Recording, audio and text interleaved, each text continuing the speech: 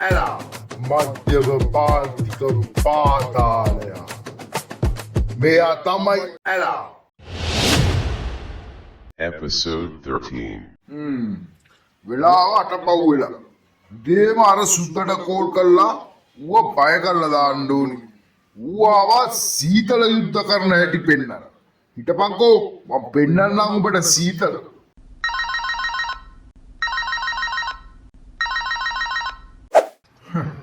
ඔයාට මම කිව්වා සීතල යුද්ධ සීතලෙන්ම ඉවර වෙයි කියලා තේරුණාද හරිද ඔයාට තමයි කිව්වේ ඒ විදිහට කරගන්න කියලා ඔව් ඔයාට කිව්වේ පුළුවන් විදිහකට කරගන්න හරිද සීතල යුද්ධ සීතලෙන්ම ඉවර වෙයි කොහොමත් මම දන්නවා මම කොහොමත් දන්නවා මිනිස්සුන්ට මිනිස්සු විදිහට දෙයක් හරි විදිහට කියලා දෙන එක තරම්ම සත්තුන්ට නරක විදිහට කියලා දෙන එක ලේසි.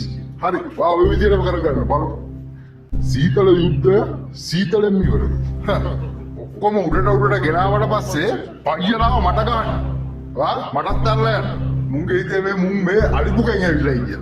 සුද්දා මම උඹට අවසාන වතාවට කියන්නේ මේ ගාන මම දුන්නා මගේ වැඩ වලින් පැත්තකට යන්න. නැත්තම් වින්ඩෝ වල ටික වෙයි. එහෙම නැත්තම් ඔබට පුළුවන් විදියට අපි දැස්ස. තේරුණාද? ඔයාට තමයි කිව්වේ ඒ විදියට කරගන්න කියලා.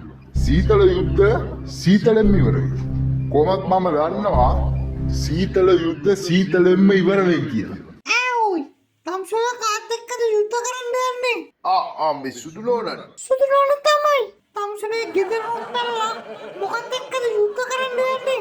සීතල මොන සීතලද ඔයි? හැබැයි මේ පාර ලෙඩක් දාගෙන ආවොත් ගහලා ලෝනවා.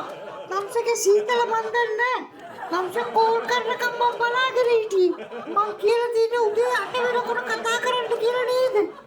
බලන්න උදේ විලාව 8යි සීතල නෙමෙයි මිනිහෝ.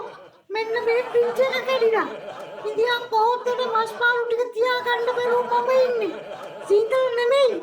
ඇවිල්ලා මේක හදලා දානවා. සුදුලෝන වැරදිලා ගත්තේ. ඔව් තම්සට වැරදිලා තමයි මට කෝල් කරන්නේ. නෑ මේ ෆෝන් එකේ 3 වෙන්න. ඒකයි වැරදුනේ. සුදුලෝනට නෙවෙයි. ඔව් ඒක තමයි වැරද්ද. කොහොමද තම්සට 3 වෙන්නේ කියලා මන් දන්නවනේ. මොනවා සුදුලෝන? චූටි බබා අපි දෙන්නගේ ළමයා කියලා.